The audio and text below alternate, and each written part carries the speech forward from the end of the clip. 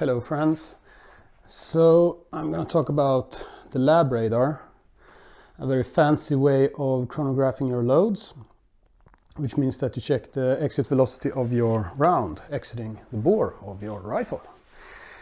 That is very helpful to know, especially when you do long range shooting.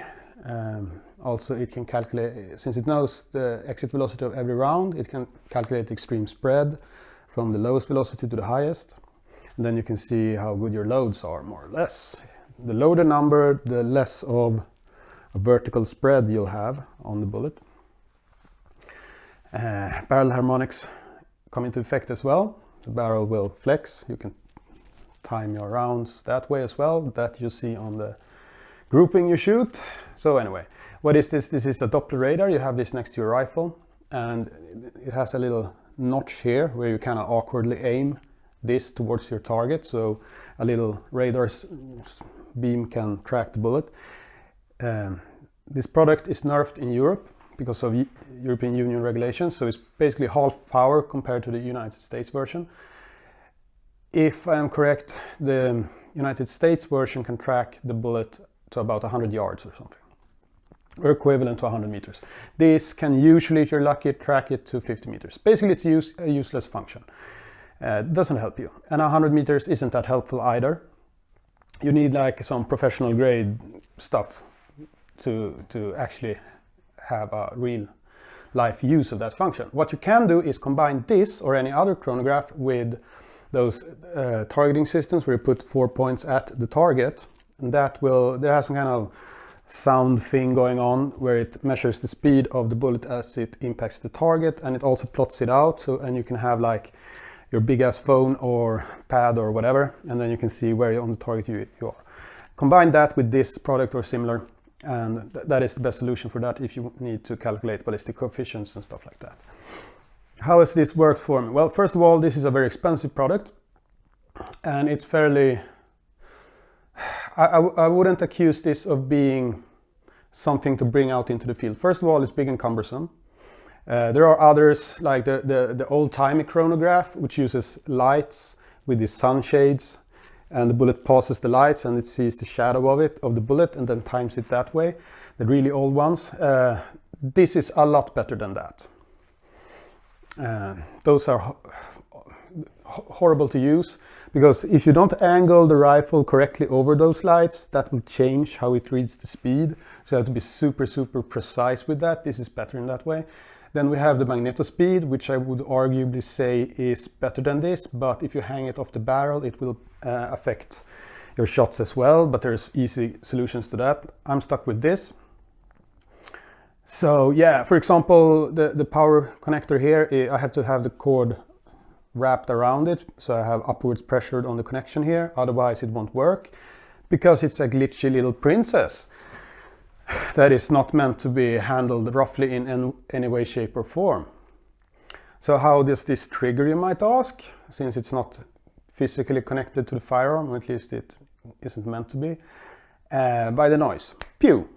And then it triggers, right? So you have it next to the rifle, and sound travels around 340 meters per second, or 1,000 something feet per second, I guess it is, whatever. That doesn't really impact because you have it next to the rifle. I shoot suppressed, so you can raise or lower the sensitivity of the microphone. Doesn't matter. If you shoot suppressed, it's going to get, if you're on a shooting range, there's going to be other people shooting, it's going to trigger on all of them and throw up errors. So the workaround has been this little thing. It's meant for air rifles. You put it up and you point this little microphone towards, if it's visible, it's a little microphone on this anyway.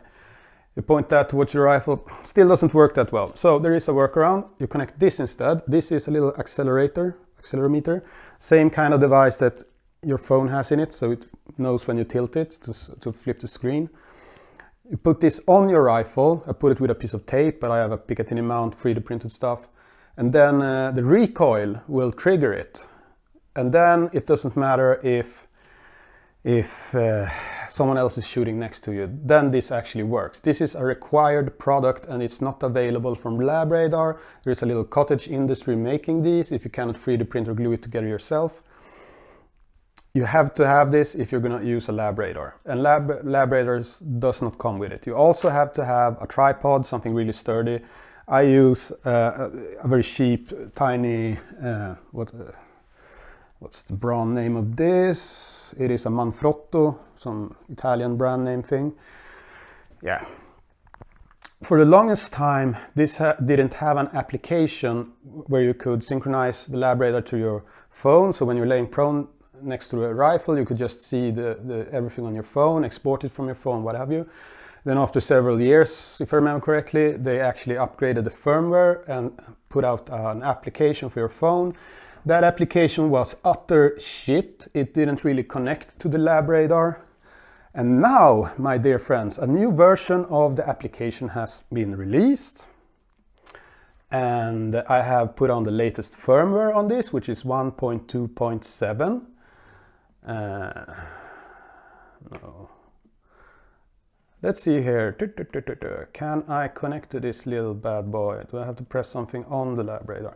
Some people say I have to connect to the phone from the Labradar first, or other awkward, cumbersome ways to do it. But I installed to install the latest version of the Labradar application, you have to remove the old one and then find the new one and install that. You can't just update the old one like every other application. You might hear me being a little bit irritated of this. The reason I'm irritated is because this is a very expensive product. It's very expensive.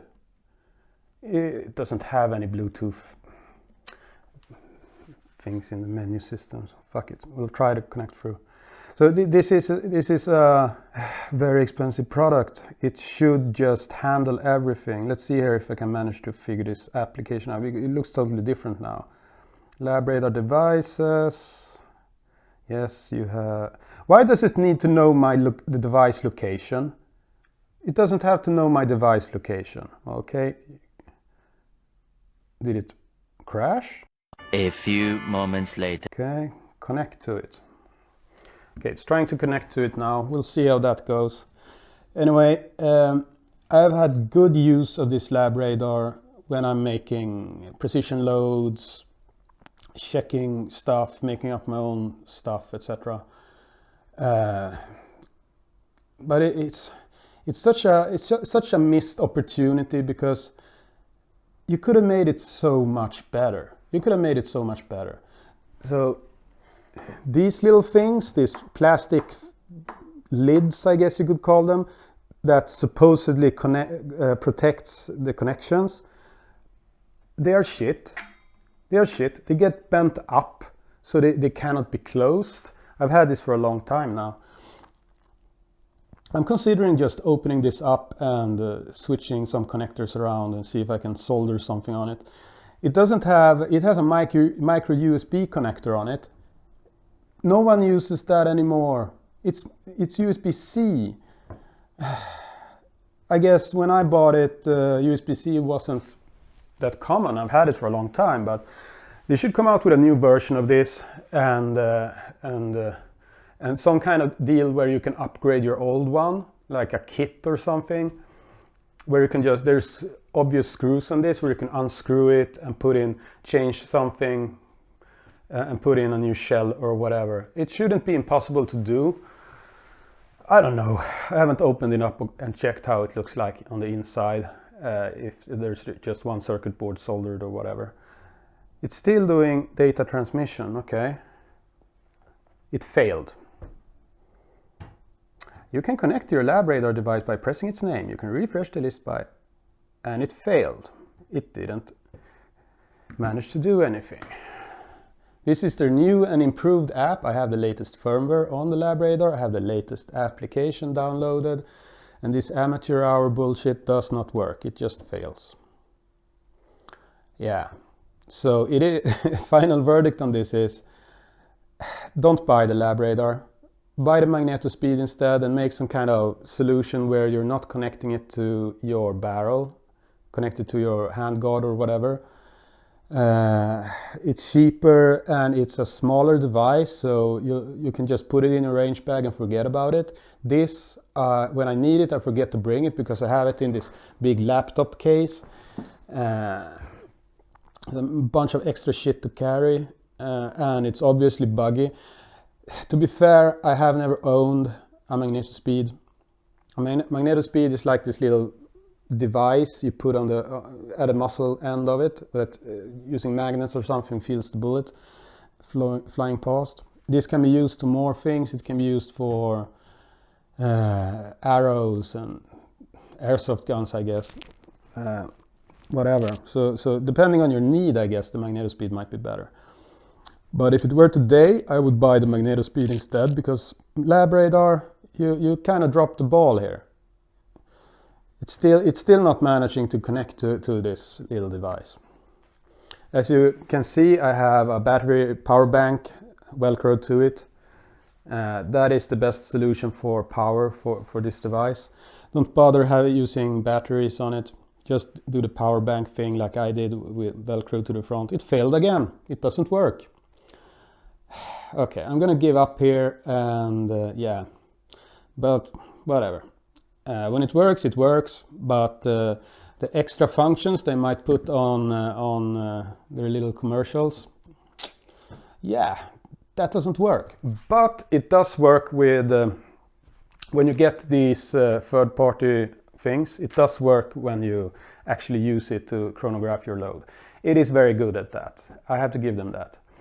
So the core functionality is there, but it's so much hassle around it. You have to find someone who makes this shit. I guess eBay might be a solution to be able to use it properly, and all the extra functions doesn't really work.